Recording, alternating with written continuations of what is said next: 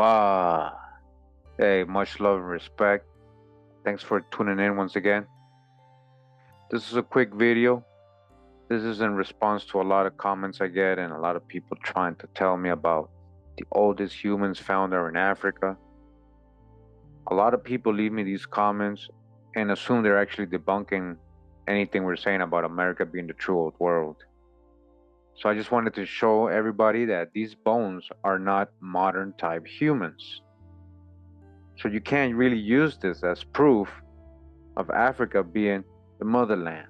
Again, these are not humans like me and you. These are still ape-like. So real quick, a lot of people tell me, no, they found the oldest bones in South Africa.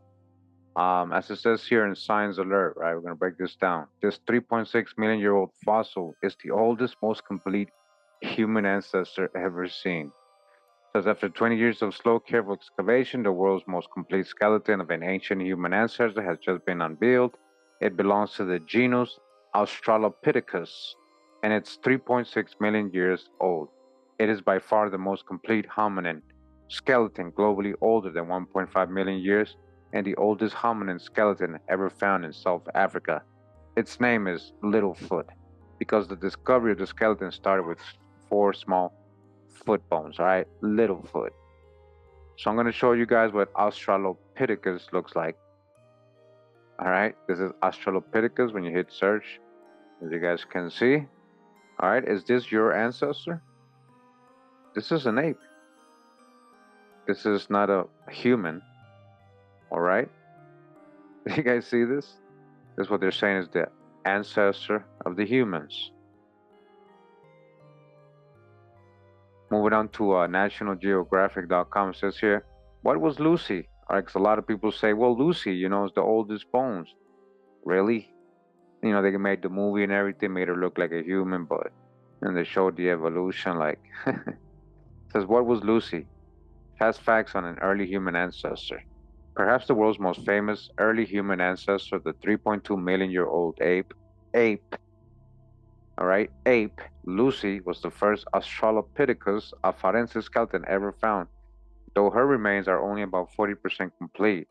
Discovered in 1974 by paleontologist Donald C. Johansen in Hadar, Ethiopia. All right, so if you guys remember, like they were finding the Calavera skull and all this other stuff here in Americas at the same time.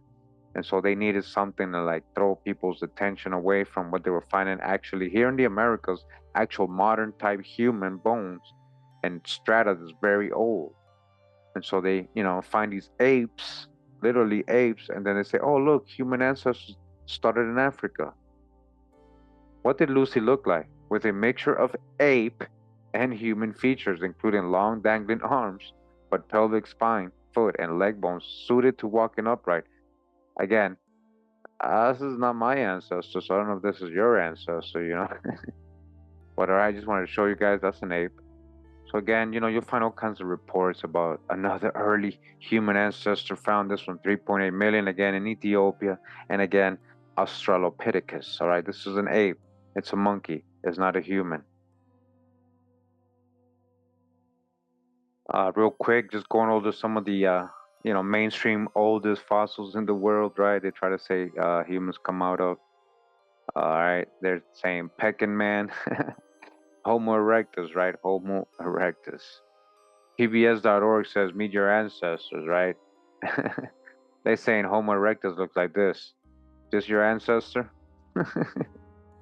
Come on, man. Homo erectus? All right. This is not a human, okay? Java Man was proven to be a hoax, okay?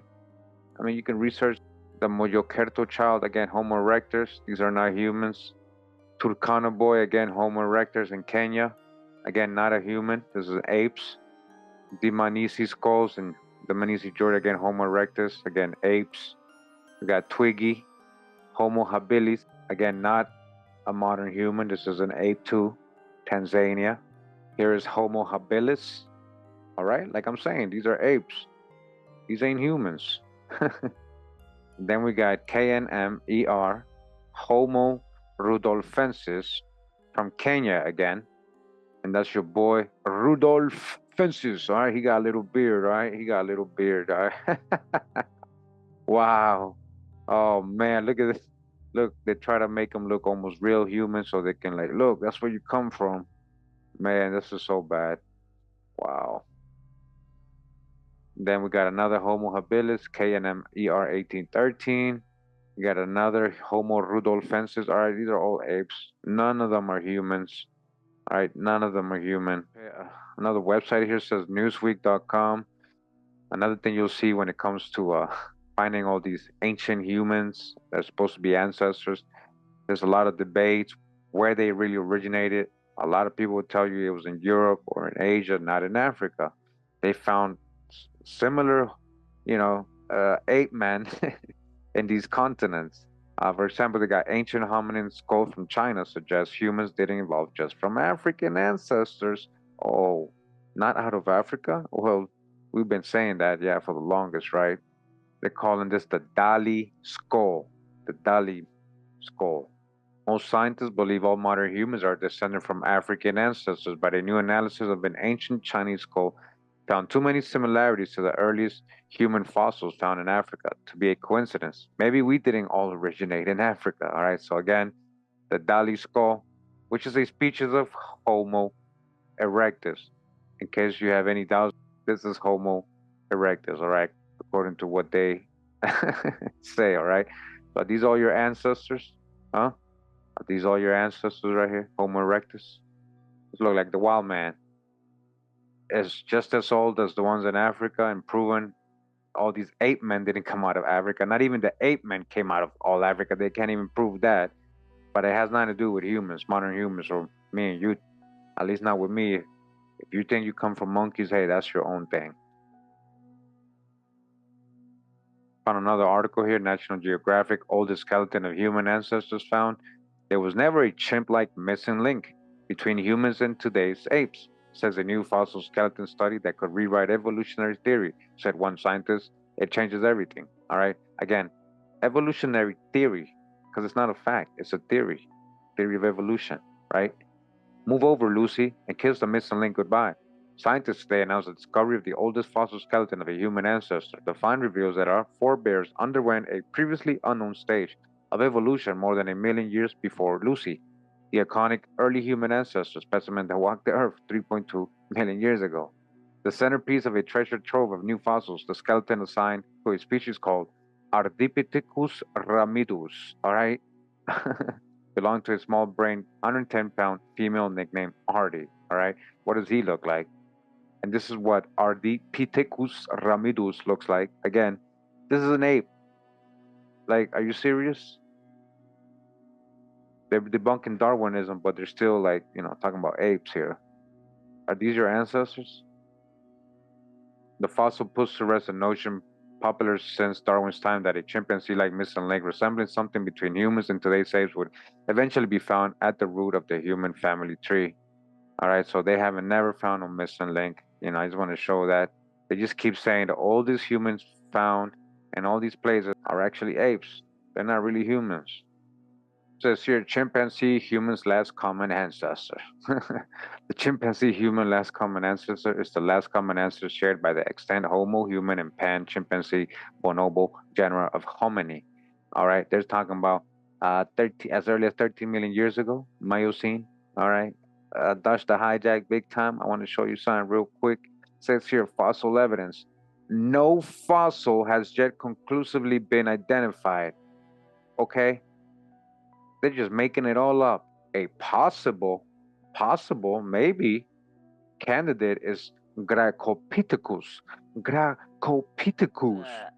What's that? That's Gracopithecus, yo. You know what I'm saying? They're all apes, guys. Europe was the birthplace of mankind, not Africa. Why? Because they found Gracopithecus, this guy, in Europe. So again, they can't even prove that ape man came from Africa. Talking about out of Africa's theories. So again, anywhere you look, you're gonna just keep finding them trying to link you up to apes. This is Scientific American. Fossil reveals what last common ancestor of humans and apes look like. Human and apes, 13 million years ago, right? And then Now, real quick again, mainstream info. We gotta dodge the hijack, but we go through the supposed 8 oldest human remains in the world. All right, according to them, we got the Mungo Man from Australia. All right, 40,000 and 60,000 years old. Again, remember, they're never gonna show us anything coming out of America because America's not supposed to have people. Remember, they got us on that barren straight lie and theory. But we know how to dodge the hijack. We know America's a true old world, the oldest land, the oldest fossil, agriculture, man, civilization, all that. But let's just go down the list because we got to talk about this stuff because people try to use these things, all right? So, we got him. We got the Tampai Ling remains, 46,000, 63,000 years ago. And this is what they got, little bit of skull and stuff like that. So again, this is Australia. This one was in Laos. This next one, the skull of Kafan, is in Israel. They're saying 80,000 to 120,000 years old. Then they got the Hurdle Man, all right, Ethiopia. We're going to see the Hurdle Man. They try to make him look very human, but he's still, none of these people are actual modern type humans. You can try to use them to debate, but they're not modern type humans. So I'm just going to look at you very funny when you try to use that as your source. The Hurdle Man, again, is considered a human subspecies called Homo sapiens idaltu. It's not the actual modern humans like me and you. Then we got Misleja Cave Jawbone from Israel again. They're going to probably, try to put a lot of Israel stuff here. So they got a jawbone. The Omo remains from Ethiopia. And this is what they got, skulls. And again, none of these are modern type humans. They're subspecies, they'll tell you. So again, looking up, you'll see they're not Homo sapiens sapiens. They're not regular. And then they try to recreate them looking a lot more human. The Dali Man we went over, again, China. All right, that's an ape. And now we're going to get into the Jebel Irhoud skulls, all right, in Morocco. We've gone over it a little bit before, but we're going to go over it again. A lot of people tell me, no, Kurimel, they found the oldest humans in Morocco. It's older now, all right?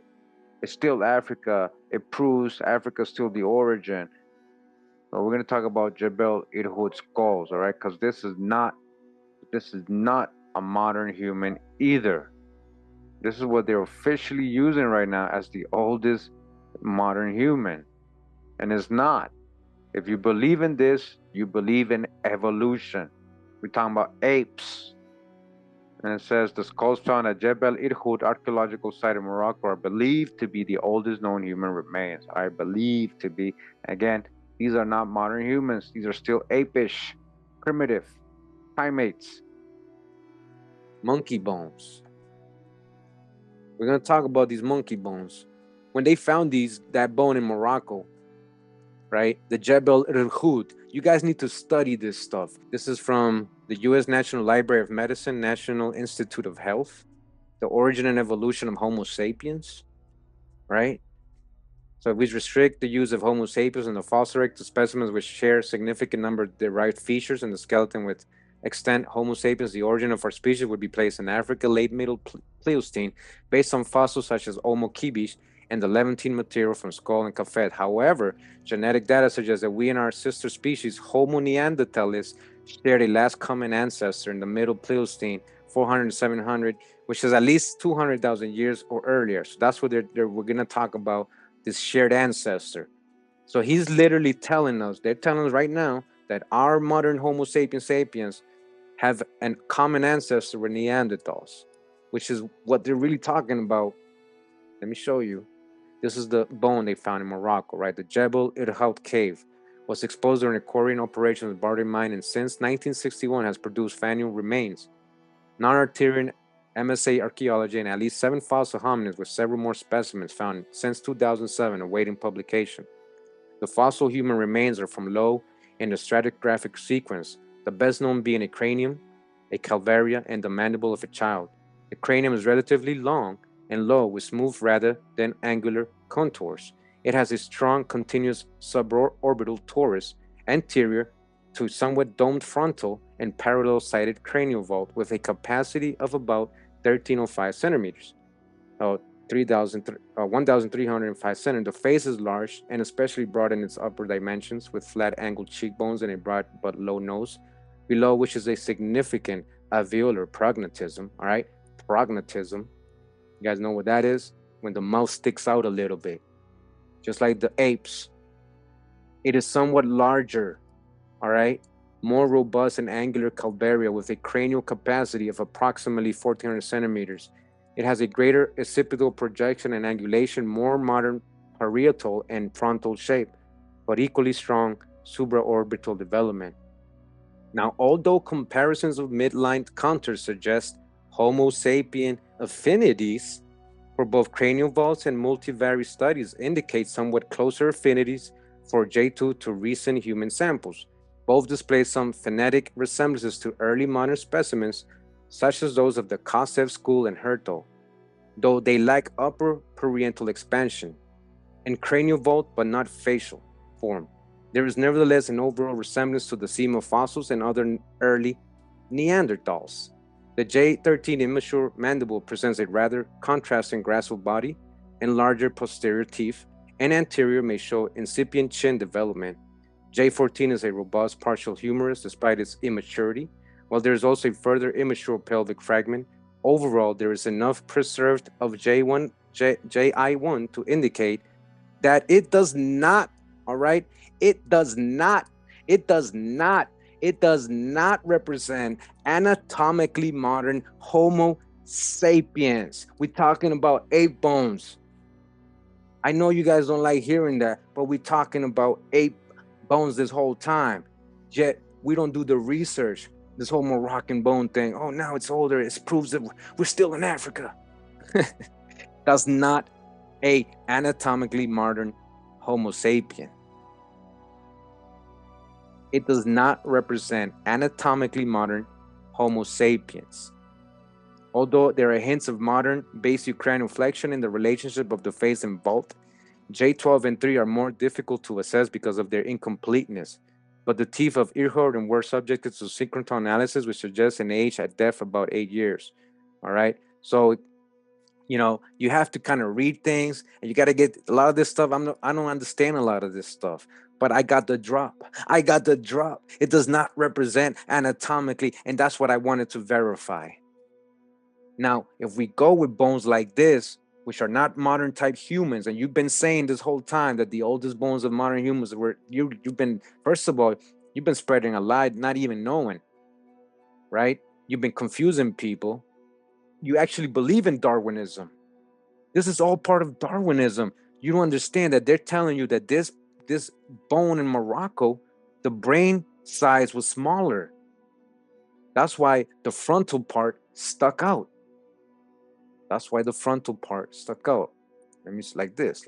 This frontal part, and the head leans back. There's less space for the brain. What scientists say is that what became in humans, the brain got a little bigger, and so it pushed to the front.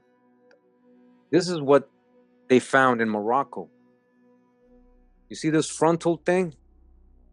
This is what they were talking about. The bridge, what's it called? The brow ridge. That sticks out, and the head is way back here, and he has a prognatism coming down here. The cheekbones are flat. Native American or American Indians had high cheekbones. These cheekbones are flat. They're flat. This frontal part right here, all this is not a modern type human. Jebel Ergud, right, is an archaeological site located just north of the locality known as, all right, so this is where they found the bone. I want you to see it's the same one. That's not a modern human, man. We already got the scientific report, right? Morphology. When comparing these fossils with those of modern humans, the main difference is the elongated shape of the fossil brain case. According to the researchers, this indicates that brain shape and possibly brain functions evolved with the Homo sapiens lineage and relatively recently. So we're talking about evolution. We're talking about Darwinism if we're going to believe this Morocco bone. We're talking about an ape that's not fully a human yet. He's almost human. Remember, they call it a missing link. Have they found the missing link yet? I'll wait. They're trying to link you to monkeys. The Jebel Irbound individuals also had a very thick brow ridges.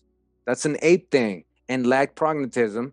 The degree of tooth development found is similar to modern European children at the same age, but teeth rods develop faster than the modern humans. Not like modern humans. I got articles for days on this. They're saying the same thing. So they're literally saying here, it has therefore been suggested that the archaic features of the Irho fossil, archaic features, they're not modern type features, these old archaic features of the Irho fossils may indicate that North African Homo sapiens interbred with Neanderthals. You Neanderthal too? You interbreeding with Neanderthals? Or that Irho homins represent a North African late surviving archaic population, and old, is not modern type humans. So you believe in all this evolution stuff, huh? Both found in cave in Morocco. Despite their primitive features, these ancient people could blend in with a modern crowd. So despite their primitive features, myths don't really belong on a list of important science stories, but some evolutionary fables get on this list anyway. All right? It was a bad year for the myth about human evolution. The Jebel Irban excavations, all right? They're telling you that even the age is controversial. Jebel Irhoud, Morocco, best known for the yield and abundant late Pleistocene hominin remains associated with Lavois-based Middle Stone Age tool assemblage. Taxonomically, these fossils have generally been considered to be primitive forms of Homo sapiens. And I want to ask the chat right now, are you a primitive form of a Homo sapien? Is that what you are? You descend from primitive things. All right, so that's it for that. I mean, there's nothing really more to say. It's literally apes, guys. It's monkey bones. I've been trying to tell you that. So, I hope you enjoyed that. And I hope the trolls stop trying to use that as their proof, for out of Africa theories. I got a little bonus for you guys. But let's not end the video yet. Hope you enjoy.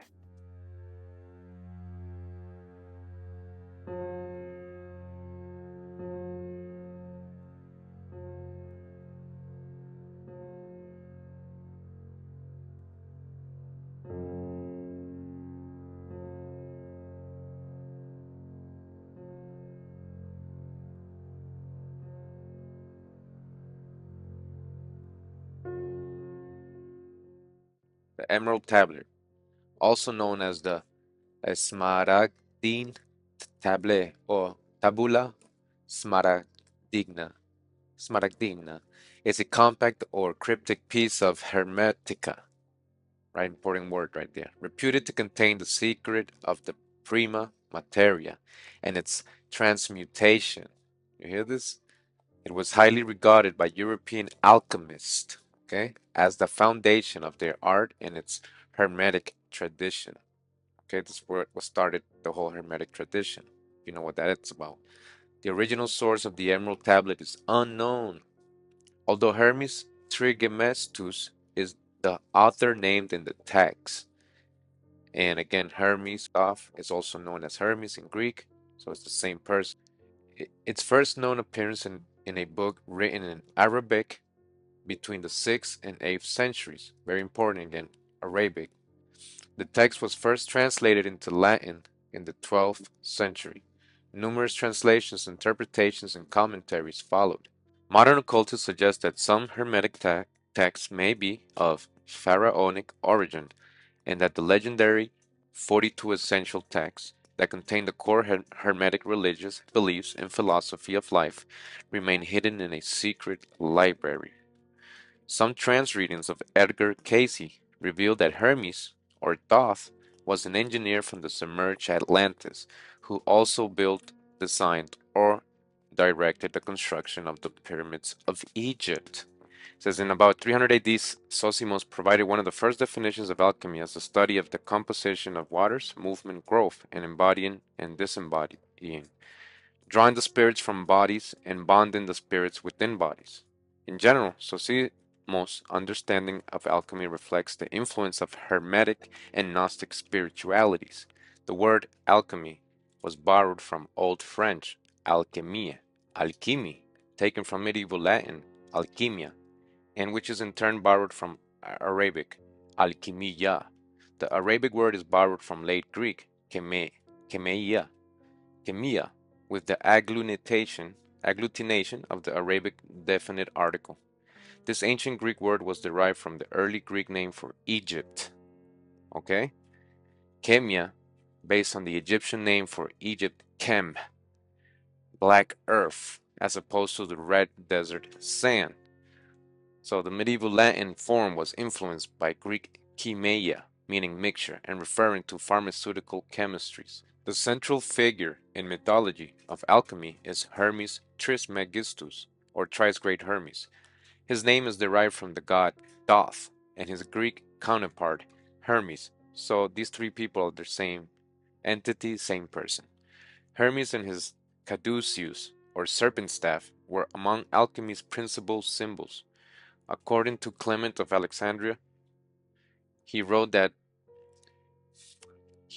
what were called the 42 books of Hermes, covering all fields of knowledge.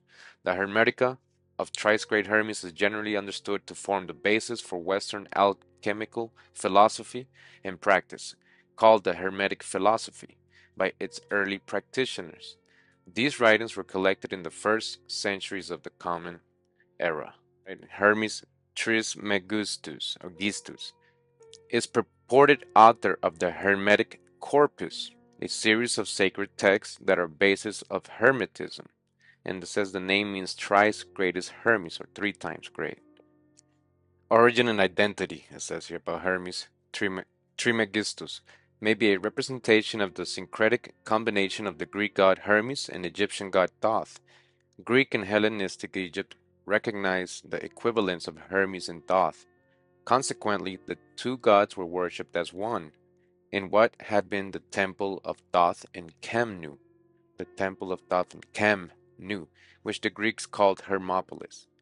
It says here, the Hermetic literature among the Egyptians, which was concerned with conjuring spirits and animating statues, informed the oldest Hellenistic writings on Greco-Babylonian astrology and on the newly developed practice of alchemy.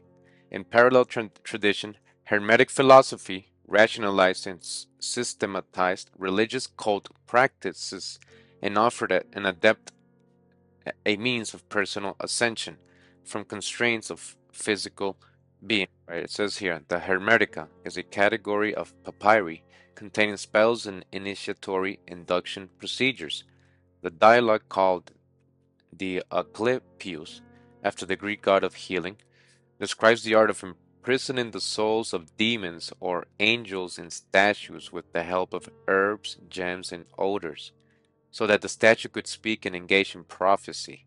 In other papyri, there are recipes for constructing such images and animating them, such as when images are to be fashioned hollow so as to enclose a magic name inscribed on a gold leaf.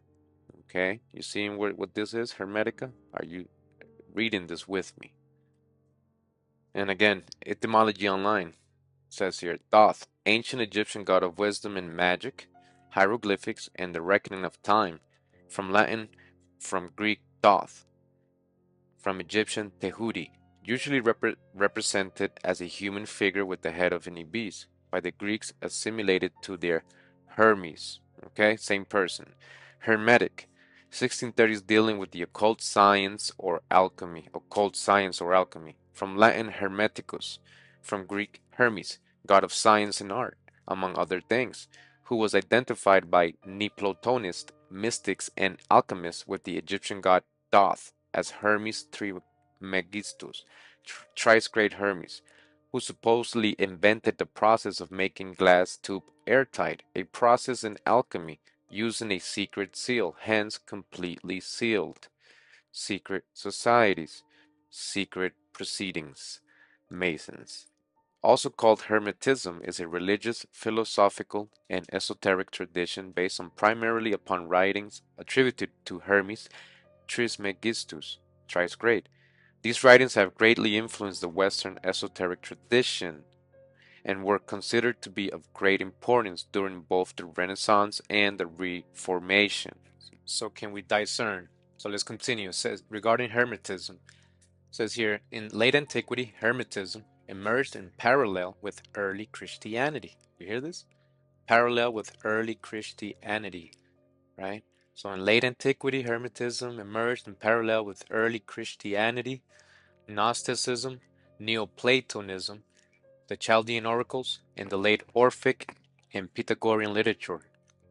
These doctrines were characterized by resistance to the dominance of either pure rationality or doctrinal faith.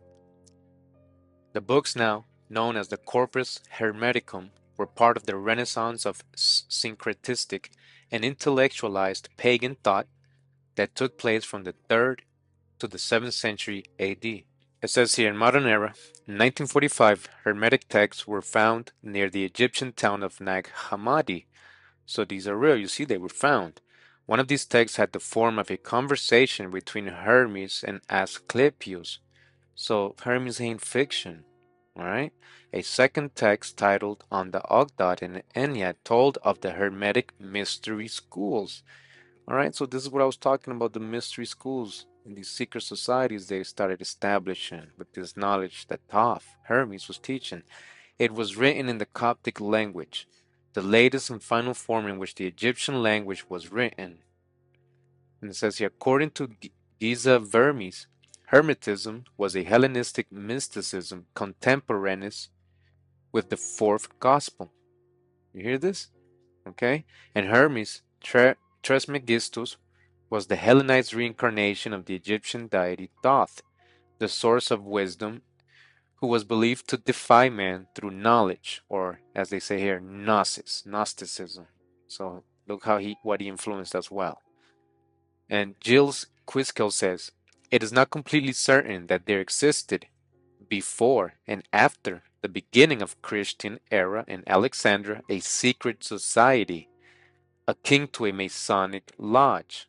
All right, so real quick, we go to Online Etymology Dictionary, just real quick, just for reference again, so we know, that has a whole Hellenistic Hermetic beginning, this whole Egyptian, ancient Egyptian at least background, right? Now, looking at the word Egypt on Online Etymology Dictionary, what does it say here? The etymology says Old English, Egypte, the Egyptians, from French Egypte, from Greek Aegyptos, the river Nile, Egypt, from Amarna, Ikupta, corresponding to Egyptian Hakapata, temple of the soul of Ptah or Ta, creative god associated with Memphis, the ancient city of Egypt. All right, so hold up. Remember earlier we got the Aegyptus, that was a whole Greek god. They gave the name to this land in right there in that region of the world. They gave it under that name. But in reality, Egypt more was like the place where the temple of Ptah or the temple of Pa, because the P I guess is not pronounced. Much love and respect again to UBTV for the info, for the knowledge. And so Egypt again, this is a Greek word, Egypt. Remember, we're gonna see a video right after this about the true name of ancient Egypt, what they call it themselves, or at least what they interpreted, right, and based on their translations. But again, Egypt, it was a really, it's nothing to do with a landmass in Africa. It has nothing to do with a landmass in Africa. Are you seeing this clearly? It's more the temple of Ptah, or the house of Ptah, which was in association with Memphis, the ancient city of so-called Egypt. Memphis, we have a Memphis here in America, which is right next to our great river, which now is a Greek word again.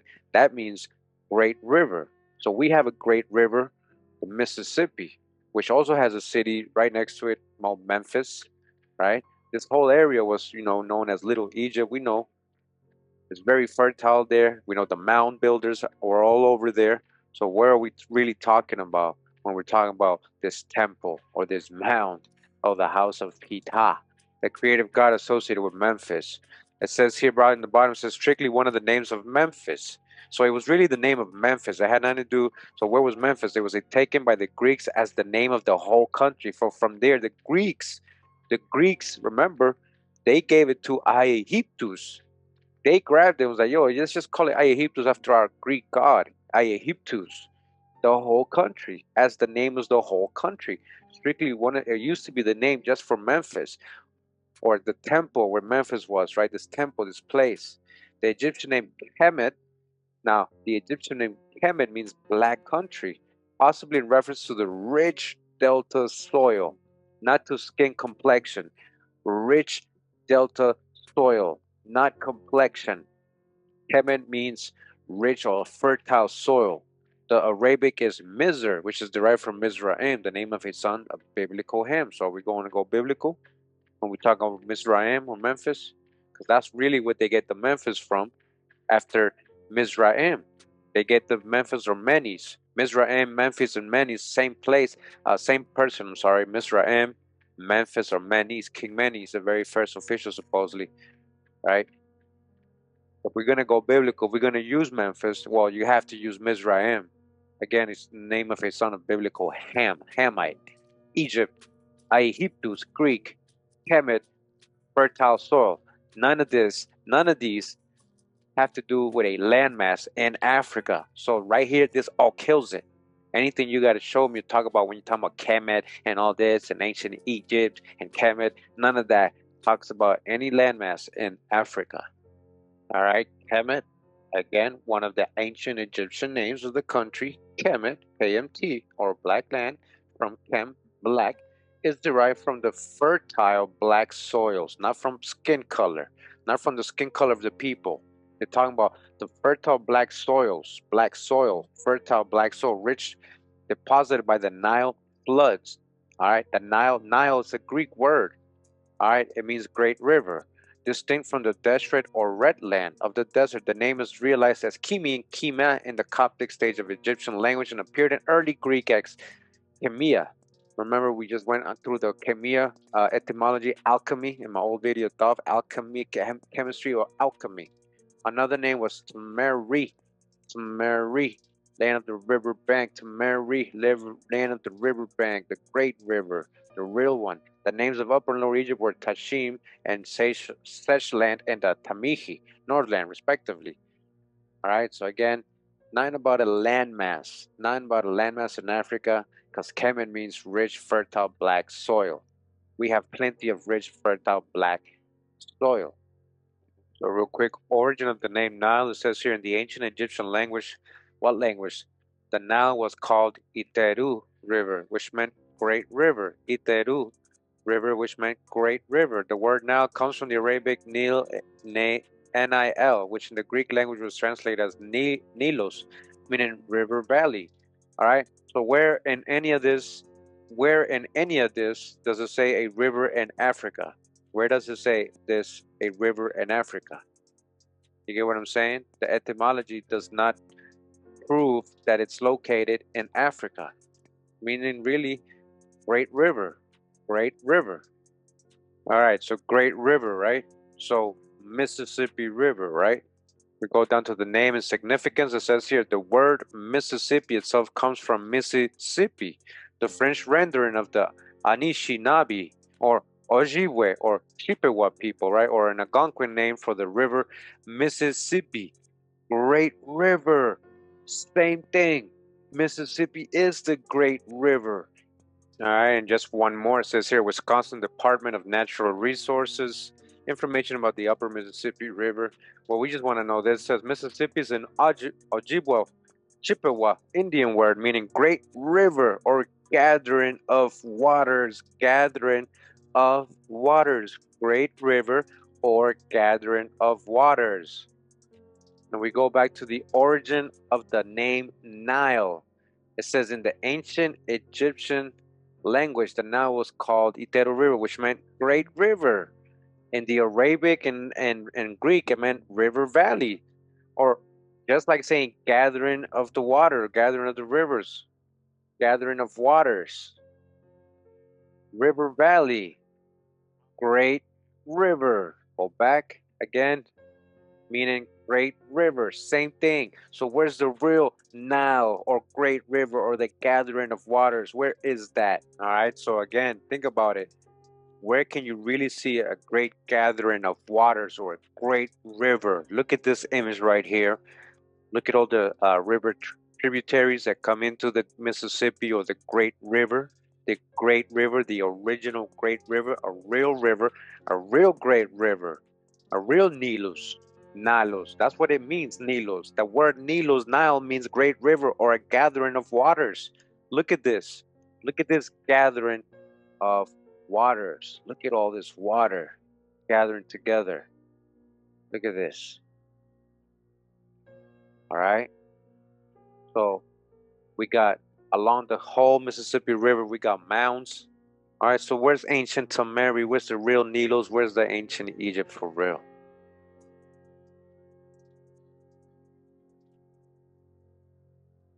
And now we're going to read from this book right here I found.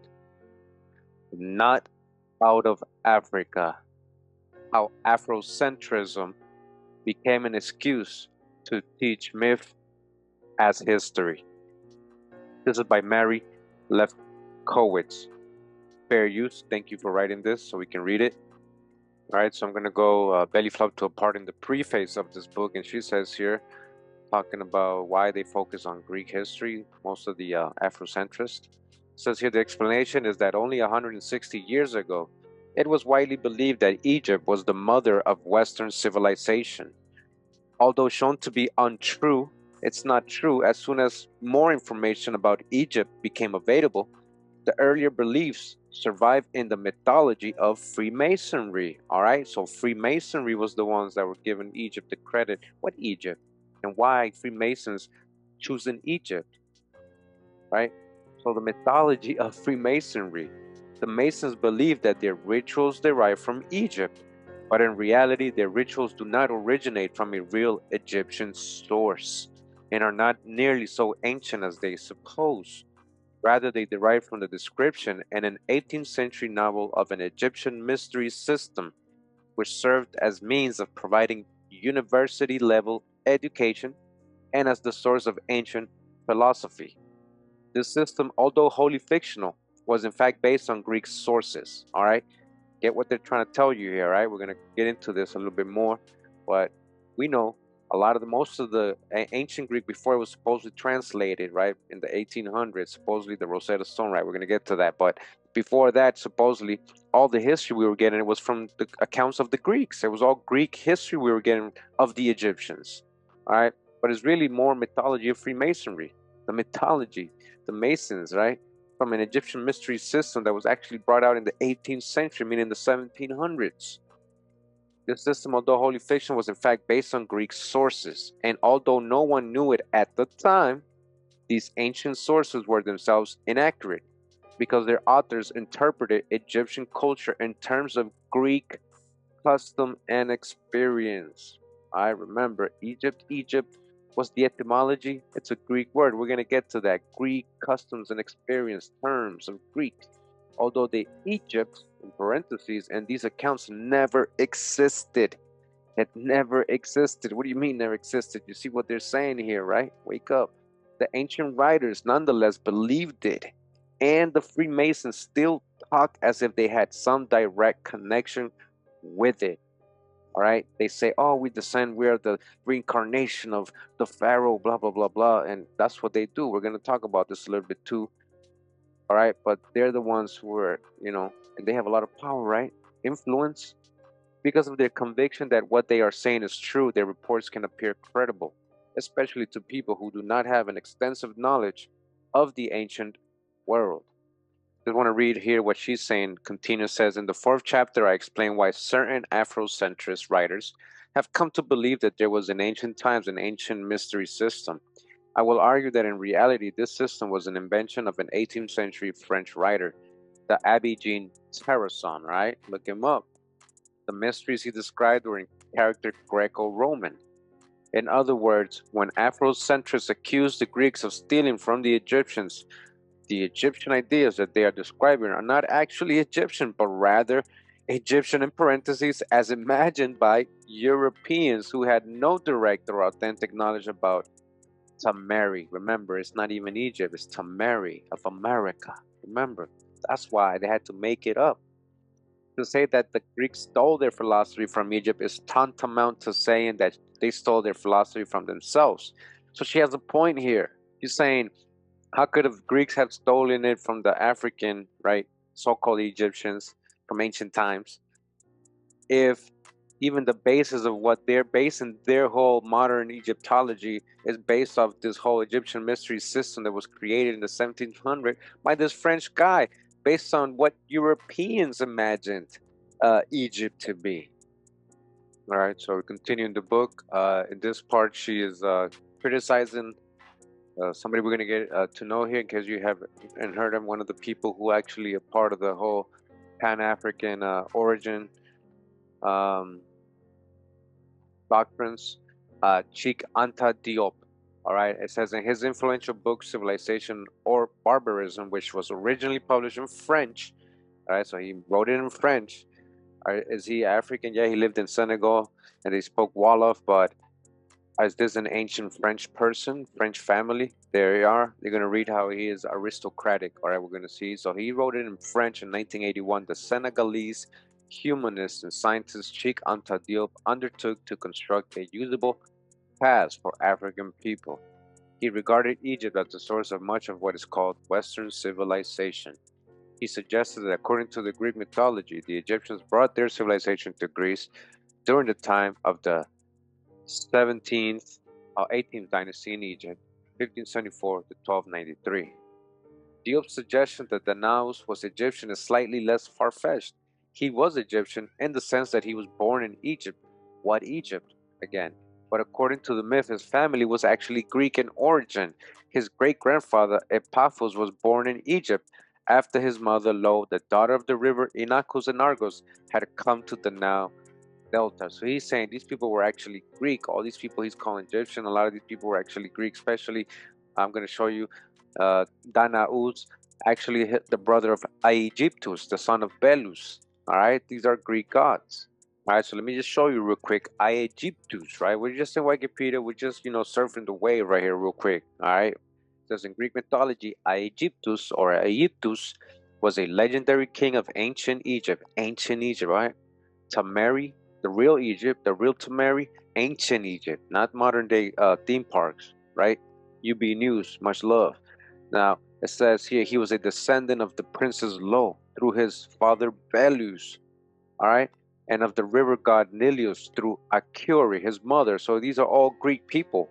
He was just born in ancient, and where in Tamari he was born, not even in Africa. It says in Tamari, ancient. We're not talking about a landmass in Africa. Aegyptus was the son of King Belus of Egypt and Akiori, a Naive daughter of the Nile. He was the twin brother of Danaus, all right? He's the twin brother, so his brother Danaus, king of Libya. Some say Aegyptus is Jacob. Some say Aegyptus is Jacob, so that would make Danaus Esau, his twin brother Esau, in Greek genealogy. But that's something we're going to research and do a video about. We're going to get into that. I just wanted to show you, all right? This is where the names are coming from. It's not even what they're calling Egyptian word. This is Greek words, Greek history, Greek genealogy. Again, we're going back to the book. She's letting you know, but according to the myth, again, his family was Greek in origin. All right, here's a little figure. She got a little family tree. All right, Zeus, Lord of Libya, Poseidon, so Belus.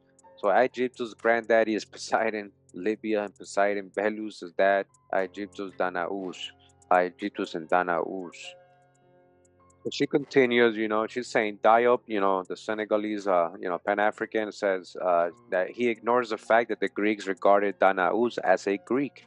In the case of the hero Cadmus, he overlooks the Greek tradition that Cadmus came to Thebes in Greece from Phoenicia, not from Egypt, from Phoenicia, which Phoenicia was in Canaan, the Holy Land, again, back home here, right? And accepts instead a hybrid origin. According to Greek belief, Cadmus came from Tyre in Phoenicia, or Canaan, and founded the Greek city of Thebes. Because Diop is also saying that Cadmus is African, right? There's no proof of that. In history and mythology that we have recorded, he's coming from Phoenicia or Tyre, all right? And he settled the city of Thebes, the Greek city of Thebes. All right, so real quick, we go to, just want to go ahead and talk about the person. She's criticizing Cheikh Anta Diop. All right, when it comes to Pan-Africanism, he's one of the, what they give credit to, leading, so it says here, was a Senegalese historian. anthropologist, physicist, and politician who studied the human race's origin in pre-colonial African culture. Though Diop is sometimes referred to as an Afrocentrist, he predates the concept and thus was not himself an Afrocentric scholar, according to who. However, the Opian thought, as it is called, is paradigmatic to Afrocentricity, so it's the same thing. His works was greatly controversial, and throughout his career, they have argued that there was a shared cultural continuity across African peoples that was more important than the varied development of different ethnic groups shown by differences among language and cultures over time. So he's saying it doesn't matter how many different cultures and nations and tribes, all that matters is the African, right? Heritage, try to group it into one place, right? Diop's work has posed questions about cultural bias in scientific research. Cheikh Anta University, formerly known as the University of Dakar, is named after him. He got a whole university after him. Diop's work have been criticized as revisionist and pseudo-historical. He's a revisionist and he's pseudo-historical. According to Marie Hughes Warrington, Diop's work was criticized by leading French Africanists, but they and later critics noted the value of his work for the generation of a politically useful mythology. All right, we can still use your work as mythology. We'll just name it like fiction. It's just mythology. Let's just call it mythology. Thanks, Diop. That would promote African unity. Let's just keep promoting African unity through mythology. Mythology. All right. Now, real quick, early life and career. Who is this guy? Born in Teoutou, Durable region, Senegal, Diop belonged to an aristocratic Muslim Wolof family. Muslim, religious, right? Muslim, where he was educated in a traditional Islamic school. He's Islamic, right? Diop's family was part of the Morite Brotherhood. All right, we're going to get into that. Morite Brotherhood, the only independent Muslim fraternity in Africa, according to Diop. According to Diop, he obtained the colonial equivalent of the Metropolitan French Baccalaureate in Senegal before moving to Paris to study for a degree. So he was very involved with France and speaking French, and he wrote his first book in French and all that. And now, what's a baccalaureate? Look at this. The baccalaureate, often known in France colloquially as the bac, is a French national academic qualification that students can obtain at the completion of their secondary education by meeting certain requirements. It has existed since the Middle Ages. So what is these certain requirements? Who gets this diploma? Look at this, from France. The guy in Senegal from France. All right. So what's the Moride? The Moride Brotherhood. It says here the Moride Brotherhood. The Moride Brotherhood is a large tariqa, right? A tariqa is a school or order of Sufism, or specifically a concept for the mystical teachings and spiritual practices of such an order with the aim of seeking hakika, which translates as ultimate truth. A order, this is a fraternal, a secret society. Sufism especially, we already got into this, who was involved with that. We're talking about where, the concepts that Drew Ali had based on, why they were calling him an Egyptian adept, where he was talking about an ancient Egyptian order he was a part of, that he learned, that he had to initiate and join. And it was under this guy, Ghani Jamal. Sufism goes back to the ancient Magi's and the Persian magical teachings, esoteric, Zoroastrian teachings and all that.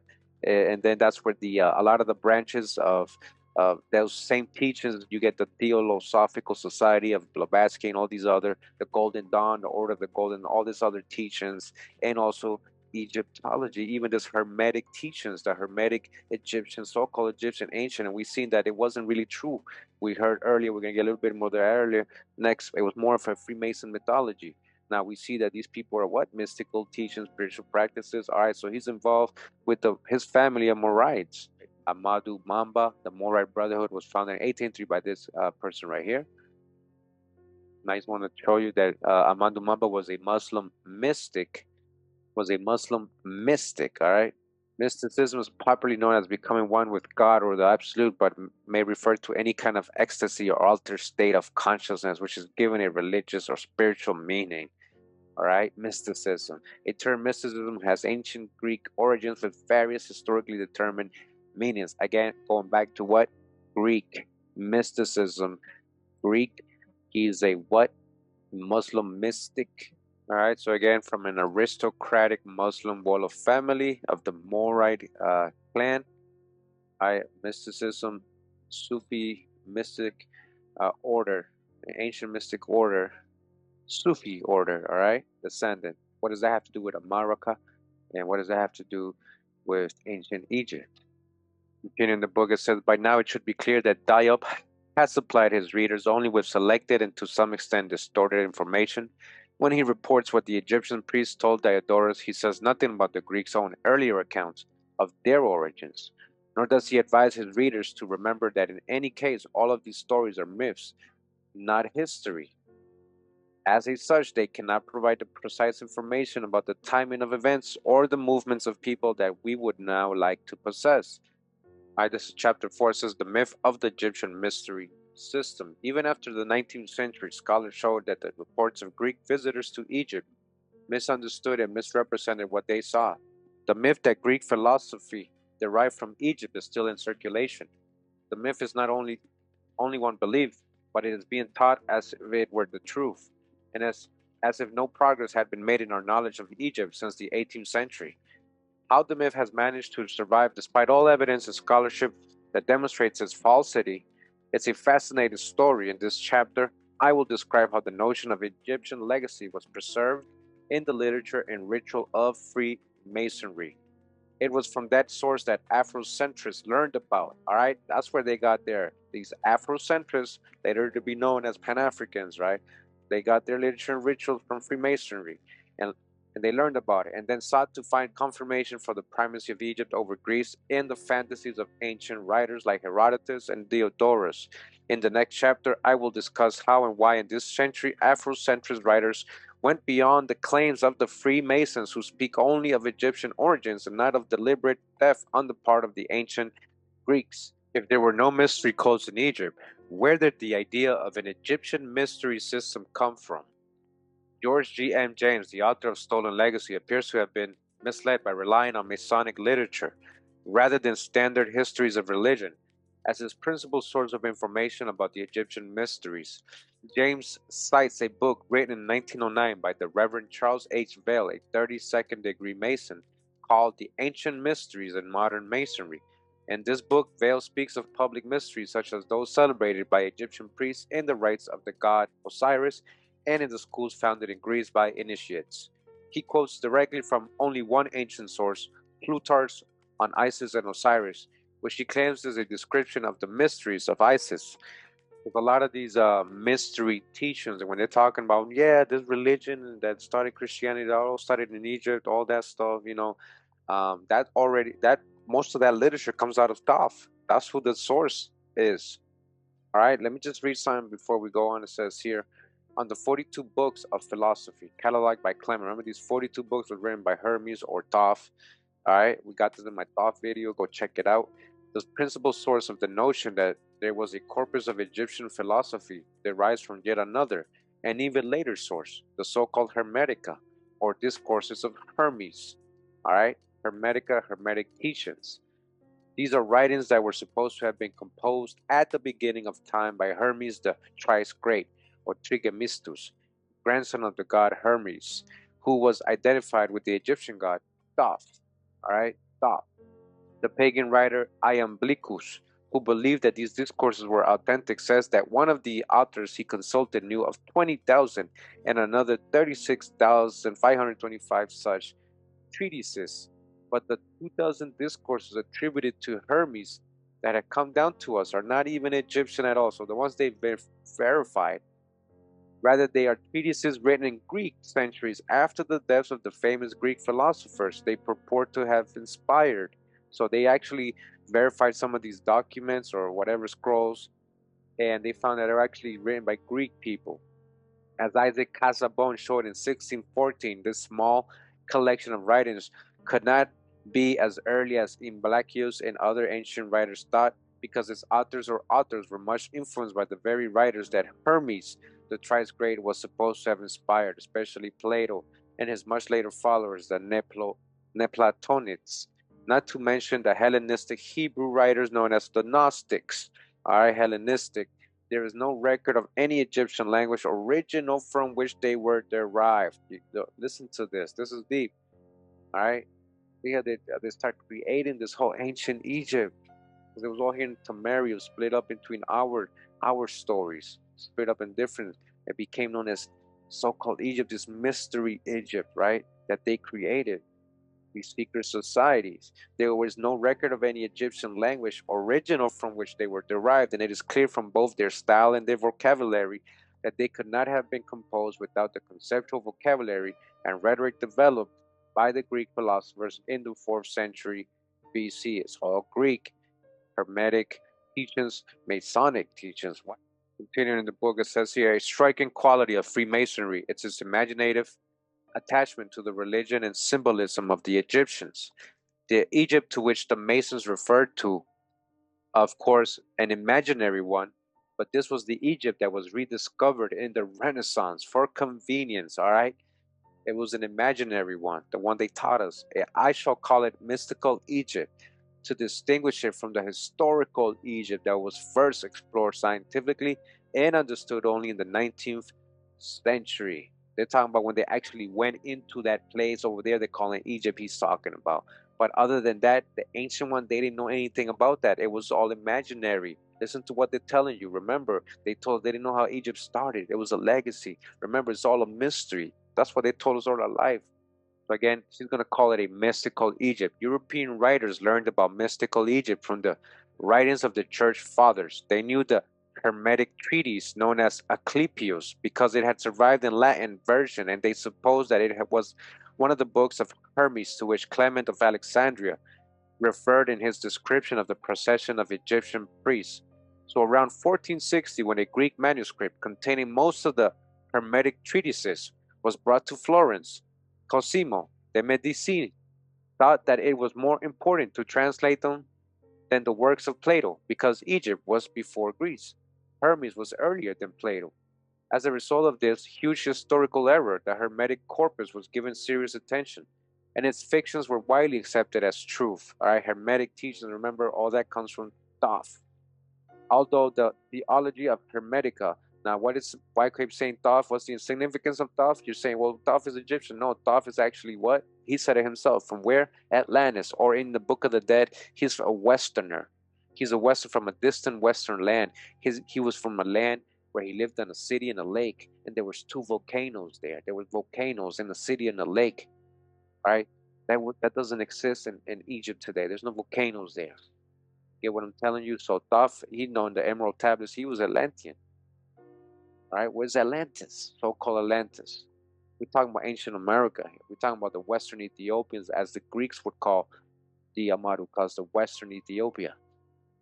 Continuing in the book, not out of Africa. It says here, although after 1614 it became known that the books of Hermes were not what they appeared to be, and some 200 years after that, it was shown definitely that Horapollo's interpretation of hieroglyphics were wrong. The fundamental notions of Egypt expressed in these works and in the Renaissance philosophy connected with them were preserved in Freemasonry. The Masons believed that their initiation rituals was dated from the earliest times and that it was modeled on the mysteries of Egypt and of other ancient countries.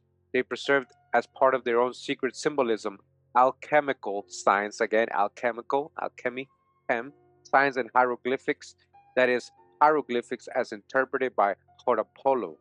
One of these is familiar to everyone in this country. It is the Great Seal of the United States, the unfinished pyramid, whose detached top is an eye surrounded by brilliant rays. Some of our founding fathers were Freemasons, including George Washington himself. The Treasury Department now explains that the pyramid is unfinished because the government is new, and that a sunburst and the eye above the pyramid standing for the deity. Why did they choose these particular symbols? As Masons, they wish to emphasize their connection with the great civilization of Egypt. The explanation of the eye surrounded by a sunburst can be found in Horapollo. The eye of the hawk symbolizes sublimity and divinity, and it is associated with the sun because of the sharp sided rays of its vision. In Masonic symbolism, an eye and a triangle radiating rays of light stands for the grand architect of the universe, the architect. So we have this supposed Freemasonry of the ancient Egyptians, which really came about in the 1700s. All right, again, this is all from the Hermetic libraries, right? We already learned what Hermeticism and where that comes out of. In this book says here from Manly P. Hall, most of you know a lot of this esoteric, following of these people like Manly P. Hall and Aleister Crowley and all that. It says here Freemasonry of the ancient Egyptians.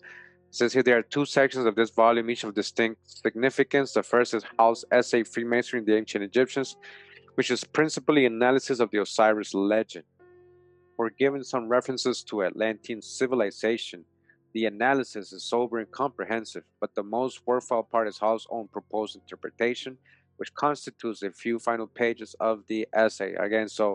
Again, all these ancient Egyptian teachings that we had, it always has been based upon this Europeanized view or this Masonic view of what they pictured ancient Egypt like and their legends, right? And legend. All right, so it says the second part of the book is publication of the Krata Repoa. Now, this is important, the Krata Repoa. What's the Krata Repoa? All right, much love and respect to Lotus. Lotus for the knowledge, for the drop. Lotus put me on to the Krata Repoa and how they are basically very influential to a lot of other secret organizations or societies or orders, the Krata Repoa, in particular the Rosicrucians. We're going to see. It says an 18th century manuscript purporting to detail the initiatory system of ancient Egypt. All right, supposedly. So this came about when? The 18th century, was that 1700s? Right, 1700s.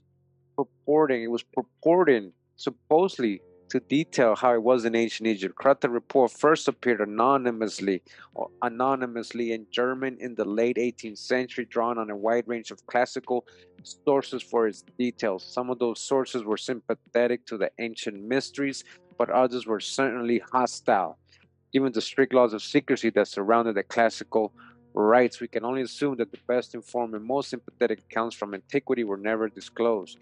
The English text published by Hall is based on John Jarker's translation from the French of Anton Baillieu, who published his version in 1778, 1700s.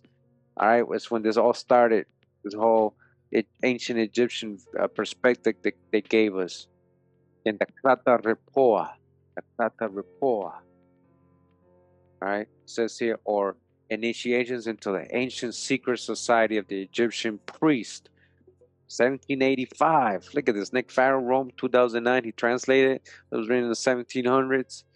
Says the introduction, this small and largely forgotten work was influential in the development of the Western mystery tradition, Western mystery traditions of the mystery schools, the secret orders, concepts, and the belief in the idea of a particular type of initiation system or the mysteries were first formed by this text. All right, Hermetic.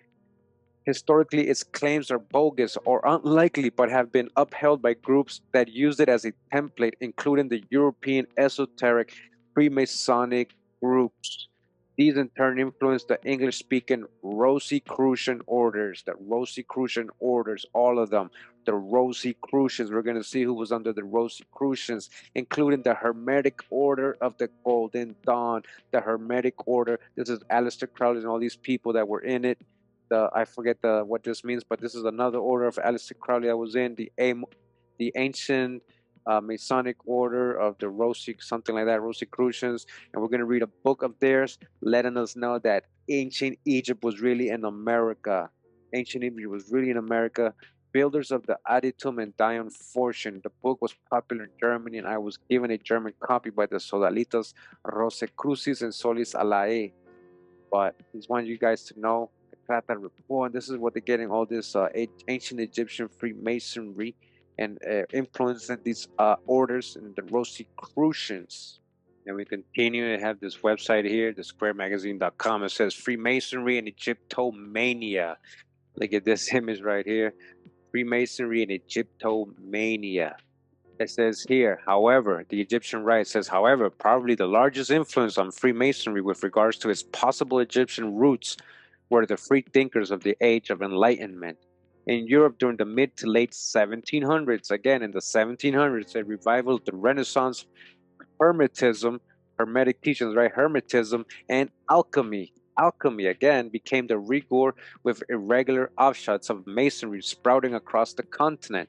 Much of the Egyptian revival Freemasonry, spirituality, and theory was in fact merely a mixture of Christianity, Judaism, Kabbalah, and alchemy. Kabbalah, Kabbalistic, Kabbalah.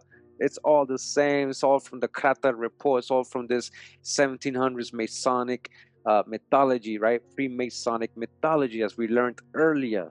A mixture with mixing a little bit of Christianity, Judaism, Kabbalah, and alchemy, none of which had any proven basis in the roots of actual ancient Egypt. None of them can prove they were talking about ancient Tamari, the real Tamari, or what they created this idea out of Egypt, this place that they were envisioning, this beloved land, to marry this beloved land, this promised land, this ancient fertile soil of a great river, a great place, right? Civilization that had plenty of corn and all that. They were envisioning, they created this Masonic mythology and created this Egypt, this Greek version of Egypt, right? Because they can't, there's nothing to prove their basis in the ancient roots, and we're more from a romanticized notion than factual base. All right. This core group of European Masons were proponents of the purported esoteric origin of the order. They added Freemasonry to the melting pot of traditions, religions, and mystical thought that had been brewing since the Renaissance, including the idea that alchemy and the Hermetic arts had filtered down from the teachings of ancient Egypt. They made that up. They brought that out in the 1700s. They made it up. They said it started in Egypt. They made that up. You start to see pattern. A lot of people saying this, showing you. The concept of ancient initiatory or mystery schools was too enticing to pass up, and it became the focus point of various new Masonic rituals with a supposedly Egyptian theme. The combination of dirge, the invocation of a deity, and Freemasonry was present in various new rituals. The Rite of Mizraim, 1738, Martinez de Pascua's Order of Ilus Cohen, 1767, Cagliostro's Egyptian Rite, 1784, and later a variant on Mizraim's The Rite of Memphis, 1838, which further morphed into the ancient and primitive Rite of Memphis, Mizraim, in 1889. You see, it started getting popular during these times with these orders, these secret societies. There was no real connection, people. Listen, there was no real connection, all you Pan-Africans. There's no real connection to ancient Egypt or Tamari or over here in America within any of these rituals. The etymology of many of the Egyptian words are often portmanteaus or corruptions of existing mystical phrases, or in other cases, inventions by the authors. Inventions by the authors, the Greek words, most of them. This is further compounded when one considers the language of hieroglyphics had not yet been deciphered until much later via the crucial breakthrough of Thomas Young and Jean-Francois Champollion. And even then, were not widely published. So that was a big point right there. You got to emphasize on that, right? Listen, if you guys don't understand, Europeans supposedly didn't know anything about Egypt or even how to read or interpret hieroglyphics before the 1830s. You understand that? So how are they interpreting ancient Egypt in the 1700s if they couldn't read it? This is what he's talking about. How are they deciphering stuff? They hadn't even learned how to supposedly decipher it, because they only learned it through the supposed Rosetta Stone that they found, right? Napoleon and the French. Now that's a whole mystery right there. All right, that we're going to get into and investigate. But again, he made a point right here. How did they have all this knowledge of ancient Egypt, but they couldn't even read hieroglyphics, supposedly, in mainstream? From these facts, one can logically surmise that at the time most of these rituals were written, they contain no evidence-based wisdom of the ancients. Much of the content had its roots in hybridized blend of biblical, Kabbalistic, or alchemical symbolism. The Rite of Memphis even managed to combine elements from Templarism and chivalry with Egyptian and alchemical symbolism. All right? It's all Masonic. It has nothing to do with being from Africa or a Pan-African. It's all Masonic symbolism. The quasi-Masonic orders were incredibly influential amongst the occultists and more spiritual Freemasons, and by the fin de siècle in the early 1900s, the New Age had well and truly dawned, the melting pot on the verge of boiling over. From the traditional history of regular Freemasonry, a many-headed hydra had been created, one that would invariably lead Freemasonry as an organization into centuries of ill repute. So that's how they put themselves on the map. You see, yo, now we're ancient. We go all the way back to Egypt. We've been in order. We've been in clubs. No, they stole that knowledge. We know. We already know that Freemasonic is the study of sacred geometry, of architecture, how to build the pyramids and all that. You know, mound building, right? Toltecs. So they stole this knowledge and they were like, okay, you know what? We gotta act like we're from way back. We gotta put ourselves in history. That's what they did when they created this ancient Egypt. So they created their reputation. To add insult to injury, Aleister Crowley.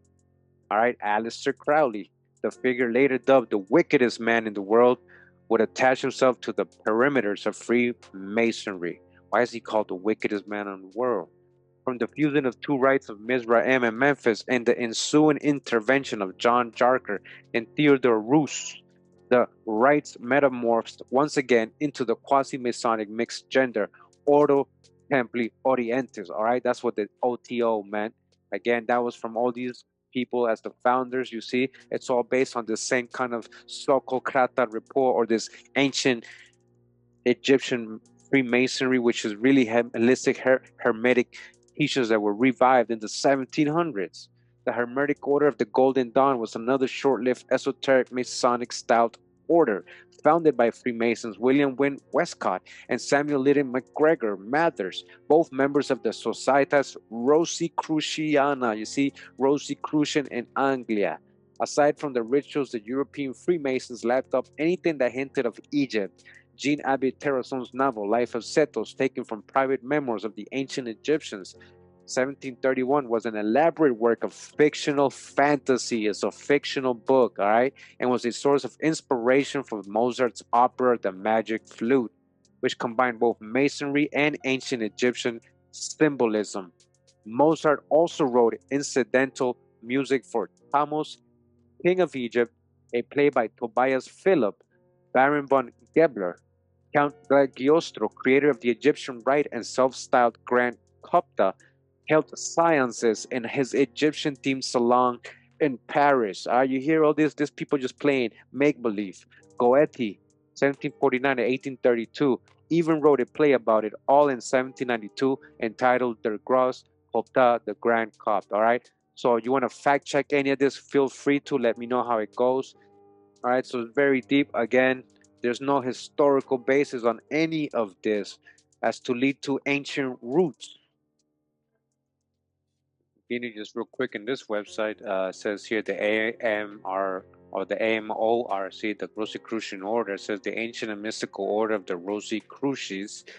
And just to correlate, it says here the Rosicrucian movement, of which the Rosicrucian Order, AMORC, is the most prominent modern representative, has its roots in mystery traditions, philosophy, and myths of ancient Egypt, dating back to the approximate 1500 BC. So that's the hijack. All right, we just realized, we just read, it was actually from the 1700s.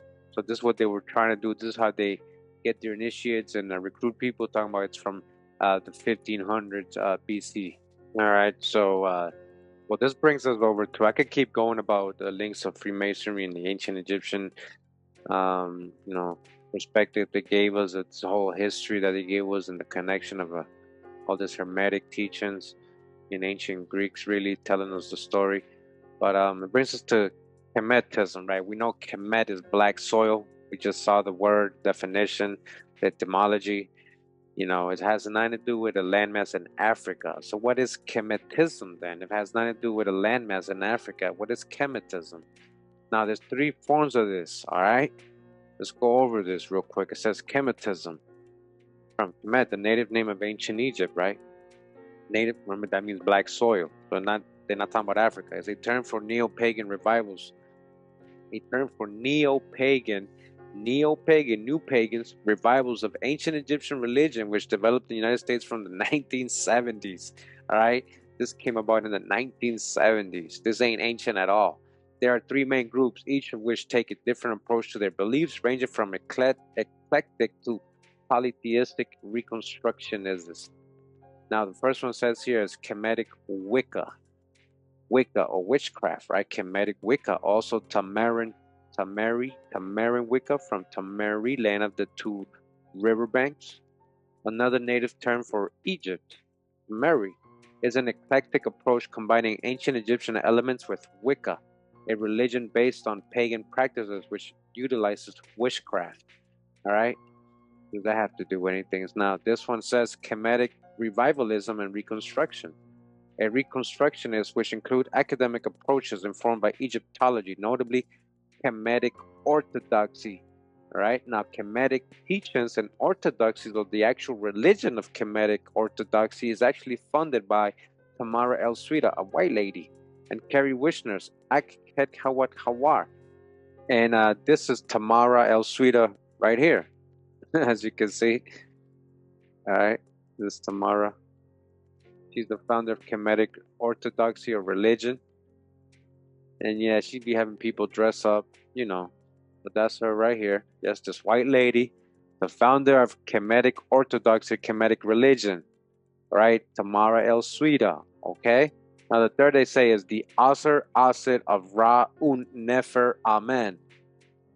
Right? It's a syncretic Pan-Africanist approach targeted at the African diaspora, targeted at you, so-called African American, at the African diaspora.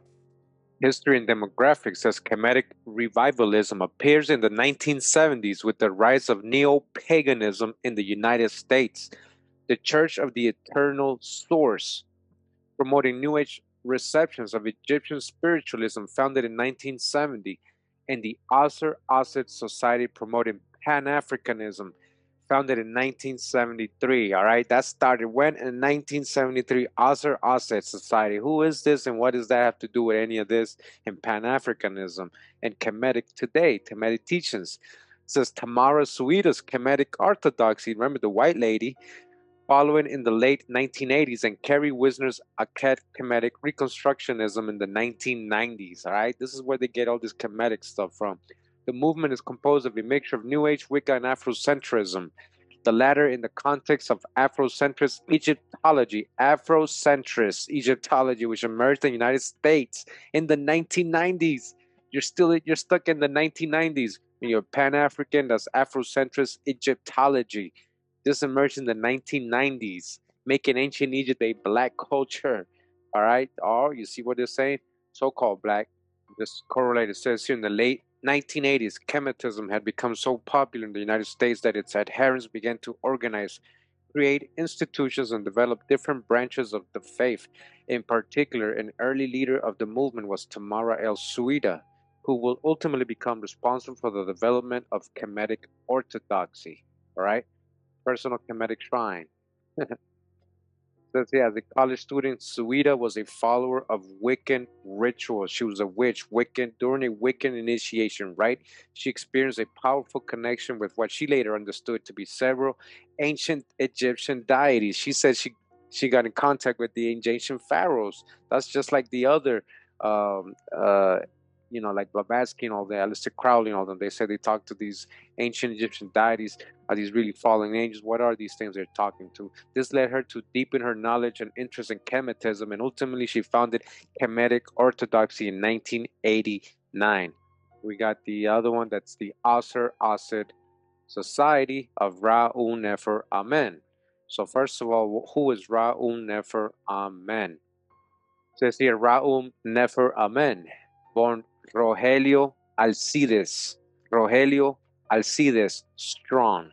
On January 1944, is the founder of the Asr Asid Society, a Pan-African spiritual organization dedicated to providing Afrocentric-based spiritual training to people of African descent. All right, so to African descent, Afrocentric-based spiritual, Afrocentric, really? Is that what you guys are teaching in the Asr Osset society, Afrocentric stuff, or Afrocentric based spirituality? Really? Are you sure it's not no Greek Hermetic stuff? Are you sure it's not none of that? All right, so Rogelio Alcides Strong. So we're in the Encyclopedia of Black Studies. Encyclopedia of Black Studies. So it says here that Ra-Un Nefer Amen I was born Rogelio again Alcides Strong. Rogelio in Panama, so he's Panamanian. Rogelio, that's a Spanish name, right? Rogelio, all right? The so-called Ra-Un Nefer Amen I was actually a Panamanian born Rogelio Alcides Strong. And real quick, Strong history, family crest, coat of arms. Strong is a Scottish and Irish surname. Strong is an Irish and Scottish surname. So when I say Strong, and he's a Pan-African now, and now he was born in Panama. Now you tell me, can you prove to me he goes all the way back to Africa? And I says he was raised by his mother and stepfather. So this ain't his dad. The Strong, and it's not him. According to what it says here, his mom is Goody Koo, and Bertram Strong is the dad. Goody Koo and Bertram Strong. So I did a little bit of genealogy. I can't find anything on a Goody Koo or that word or anything to do in Panama. Nothing.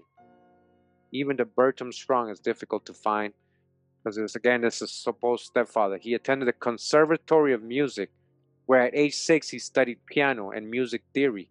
As a child, he also read periodicals and texts his grandfather's Panama's first dental surgeon. So his grandfather was Panama's first dental surgeon. That's a very important job.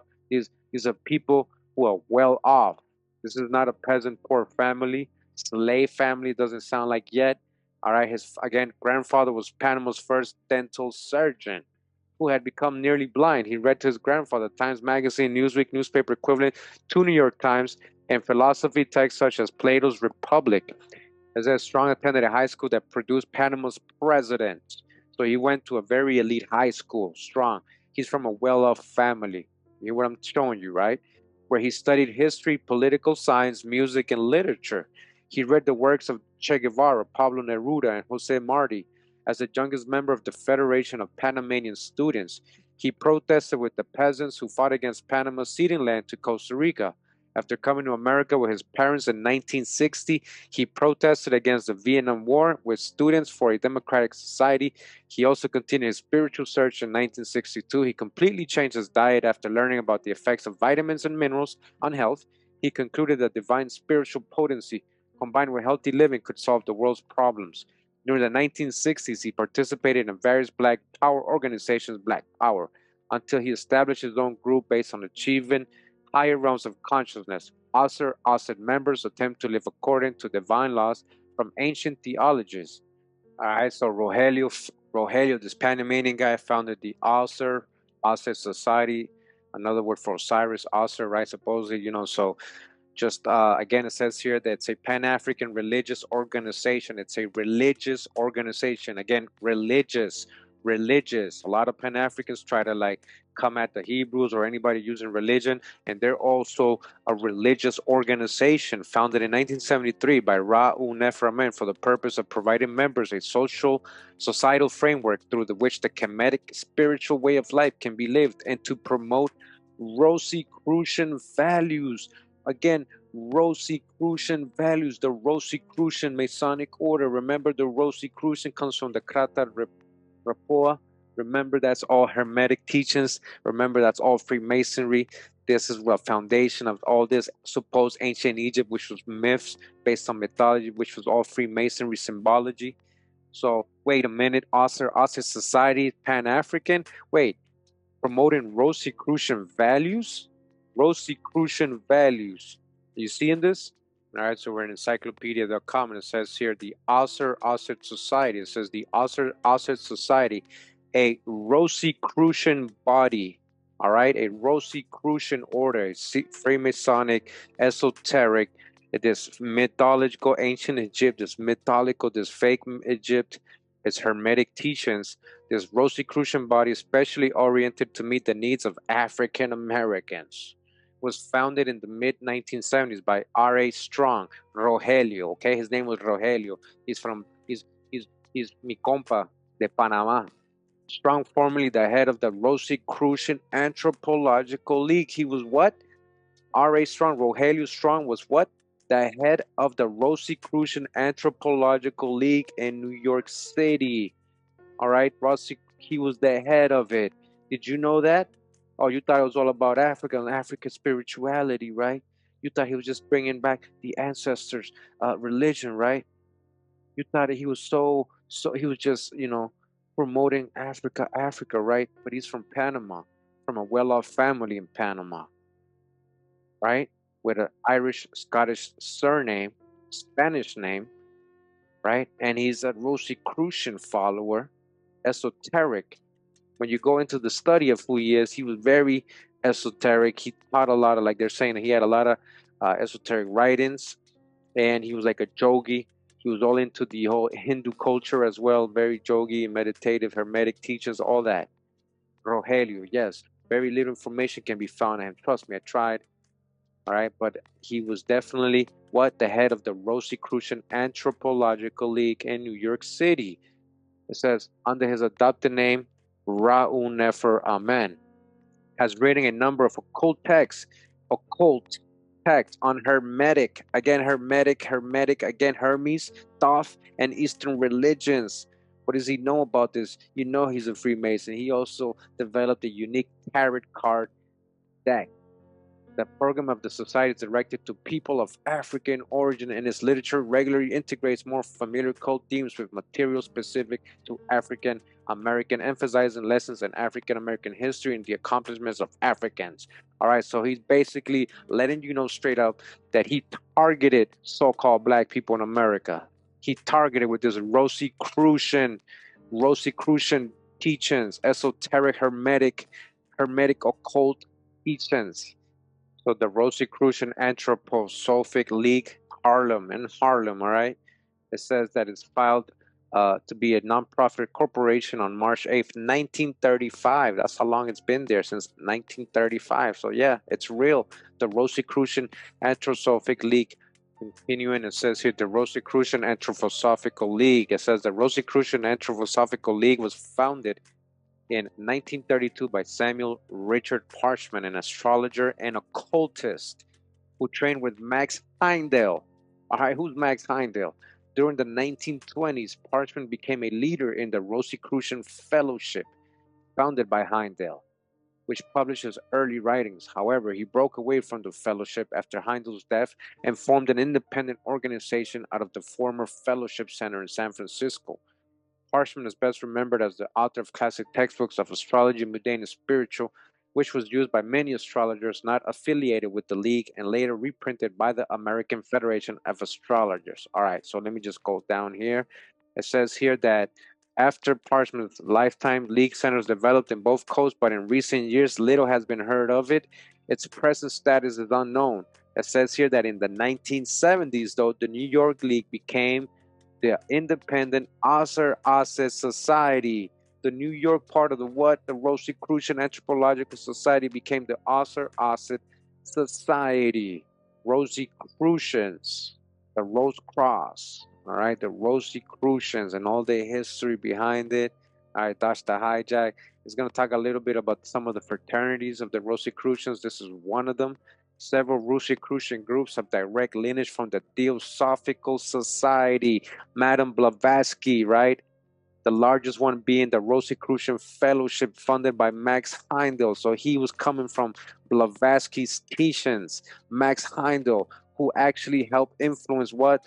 The other Rosicrucian Anthroposophic Society League. Heindel, born Carl Louis von Grashoff, was an engineer whose occult interest led him to the Theosophical Society shortly after the beginning of the century. By 1905, he was a Theosophical lecturer. Then in 1907, he traveled to Germany, where he appeared to him several times, one whom he described as an elder brother of the Rosicrucian order. He was sent to work with a knowledgeable teacher believed by most to have been Rudolf Steiner, founder of the Anthroposophical Society. You see where all this is coming from, and this turned to the Osser Society, Pan-Africanism, Kemetic. Listen. So what is the point, Kurimeo? Well, the point is, where's all that so-called African history when all this was just mysticism. Even the other dude, Diop, remember he was from the Muslim mystic order, mysticism, mystic order, who's going to lead back to the same people. Same people, these Persians, these same people, these Theosophical Society of Blavatsky, it's the same people she learned from that went out into the Muslim Islam world. Same people. All right? So where's ancient Egypt really when the supposed real one is all a myth? It's all Freemasonry symbolism. It's all Hermetic teachings. It's all hijack. So Ra'u Nefer Amen, right? So what's his significance? Well, to accomplish this goal, he has written and published several books on the subject of ancient Egyptian philosophy and spiritual culture, most notably the Metu Neter and the Metu Neter Oracle, the Metu Neter. All right. So I clicked on Metu Neter and it brought me to Egyptian hieroglyphics. How does that happen? Right? So I actually got volume 1 of Metu Neter, volume 1 here by Raumen Nefer, aka Rogelio, mi compa Rogelio de Panama. Rogelio. Rogelio, man, he was from an elite family in Panama. I want to see his African genealogy. Somebody please prove it to me. Now, in his book Metu Neter Volume 1 by Raun Amen Nefer, right here, I just want you to I wanted to point out something. Again, shout out to Lotus for pointing this out to me, that a lot of these translations that they're getting, their so-called hieroglyphics translations and interpretations, like these Rosicrucian, these esoteric teachers, right? These Freemasons, it's actually from a lot of these same people, as in their same people, Germans, these Jewish people, these Germans, Nazi people. Like one of them is Adolf Ehrman. Adolf Ehrman. So Adolf Ehrman and Hermann Grappel says the hieroglyphic dictionary of Ehrman and Grappel in the 6 original volumes. This is a translation of it again. It's in the 1800s, and this is in German right here. So this is again written by that guy Ehrman and Grappel.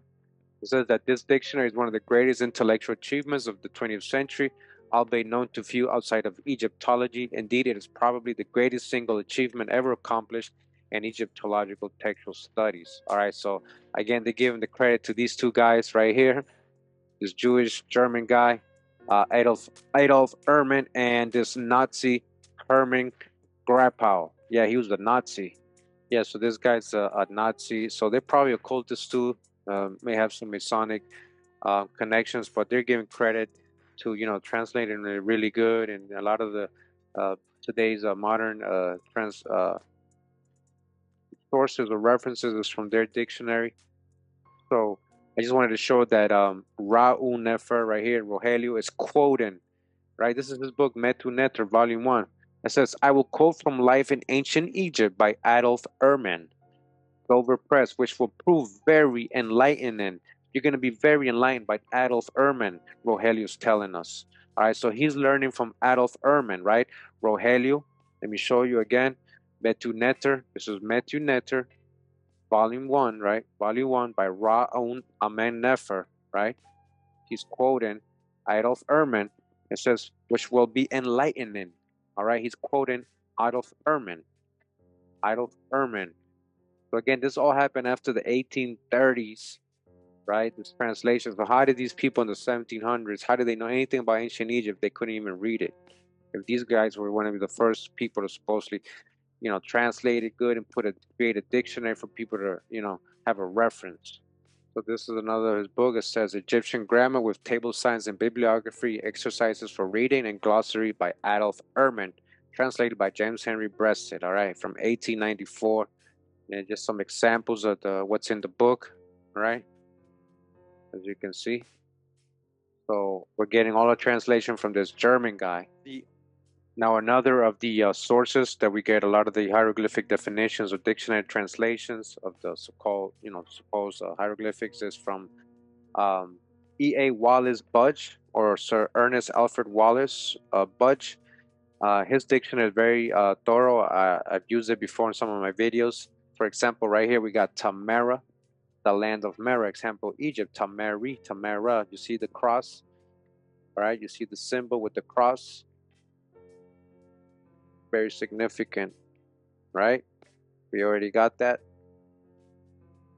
Means civilized, the civilized land, Samara. And again, E.A. Wallace Budge. All right, we just saw his dictionary. Egyptologist, Orientalist, and philologist. He worked on the British Museum. He was the curator there for a while. He had a lot of connections. He was knighted. He was knighted for his service to Egyptology. Knighted. You know, not just anybody gets knighted. Now down here it says Budge was also interested in the paranormal and believed in spirits and hauntings. Budge had a number of friends in the Ghost Club of British Library manuscript collections, Ghost Club Archives, a group in London committed to the study of alternative religions and the spirit world. He told his many friends stories of hauntings and other uncanny experiences. Many people in his day who were involved with the occult and spiritualism, all right, people that were involved with that, a lot of people were, after losing their faith in Christianity, were dedicated to Budge's work, particularly his translation of the Egyptian Book of the Dead. Such writers as the poet William Butler Yeats. William Butler Yeats? Really? And James Joyce studied and were influenced by this work of ancient religion. So William E. Budge translated the Book of the Dead, right? And William Butler Yeats and this guy were influenced by. Who are these guys? So Y.B. Yeats, William Butler Yeats, an Irish poet, dramatic prose writer, and one of the foremost figures of the 20th century literature. Oh, really? Because during 1885, Yeats was involved in the formation of the Dublin Hermetic Order. Hermetic teachings, Hermetic. See how it all goes around circle with these people. They're all influenced by the same people, same thing, teachings. The society held its first meeting on June 16th, with Yeats acting as its chairman. The same year, the Dublin Theosophical Lodge was opened in conjunction with Brahmin Mohini Chatteri, who traveled from the Theosophical Society. All right, it says Theosophy is a religion established in the United States during the late 19th century. It was founded primarily by the Russian immigrant Helena Blavatsky. All right, Blavatsky, and then her connection goes all the way back to Jamal Afghani, the Persian, the Sufi, just like Diop is a Sufi mystic. It all goes round circle. All these people are agents. All this Pan-Africanism based on this whole Masonic symbolism and Hermetic teachings, Theosophical, this fake Egyptian Freemasonic mythology. It says Yeats attended his first seance the following year. He later became heavily involved in the Theosophy and with Hermetism. Hermetism, remember we learned about that Hermes Trismegistus, particularly with eclectic Rosicrucianism. Rosicrucian, just like the Oscar Society, just like Rogelio was a Rosicrucian of the Hermetic Order of the Golden Dawn. During seances held from 1912, a spirit calling itself Leo Africanus apparently claimed that it was Yeats' daemon. Demon? What is a demon? It's an ancient Greek daemon, which originally referred to a lesser deity or guiding spirit, such as the demons of ancient Greek religion and mythology, and a later Hellenistic religion and philosophy. Right? Demon sounds like daemon or anti-self, inspiring some of the speculations in Paramila. So you see how these people are into the occult. All right, you see that all goes around. All right, so before we get off this topic now, just want to give a sample. One Pan-African, famous Pan-African. Most of these Pan-Africans, they have the same story. You can do future videos on all of them. It will take me hours to talk about all of them, but this is just one example. Again, Martin Robinson Delany was an African-American abolitionist, journalist, physician, soldier, and writer, and arguably the first proponent of Black nationalism. Delany is credited with the Pan-African slogan of Africa for Africans.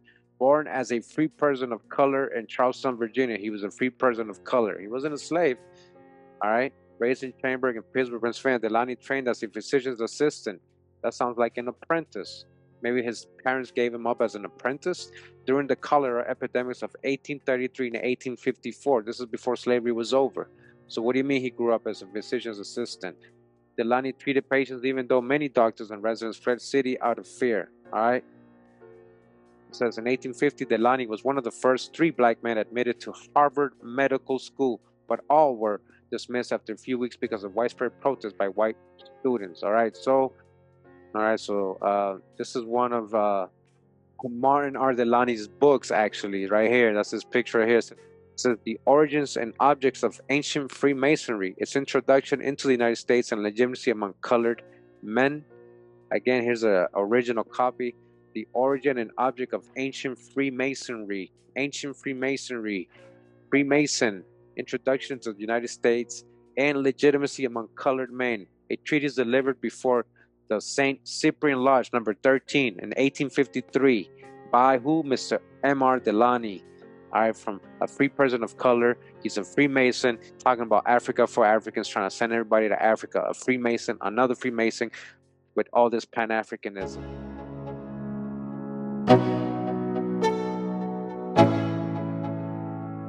Let's go. Yo, I'm like an addict, do I gotta have it. I ain't even playing, got a really bad habit. If it moves, gotta grab it, fuse like a magnet. Lose, won't have it till I'm doomed in a casket. I ain't playing, got a weird mind. If you work 8 hours, I'ma work 9. If the shit tastes sour, you should taste mine. I'ma stay in power for a long time. Get up, nah, I ain't a quitter. Toss me the ball, I'm a really big hitter. Big picture, I'm a straight killer. Rising the song to the highest bidder. Got juice, got gas, I'ma move fast. New shoes, new tracks, like who's that? I'm new, come back, better than last. Yeah, it's a new me, never gonna look back. Never gonna look back. Cause damn, I was built to last. You move slow and I move fast, and that's facts. Only I can make a change. Slowly take a step today. I will never be the same. Cause that's what it takes.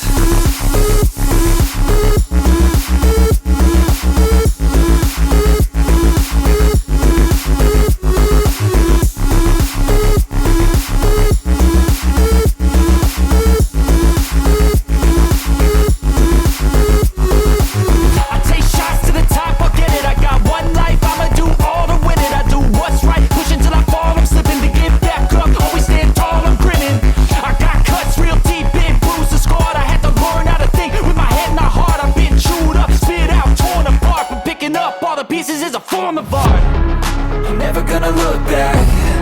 Cause damn, I was built to last. You move slow and I move fast, and that's facts. Only I can make a change. Slowly take a step today. I will never be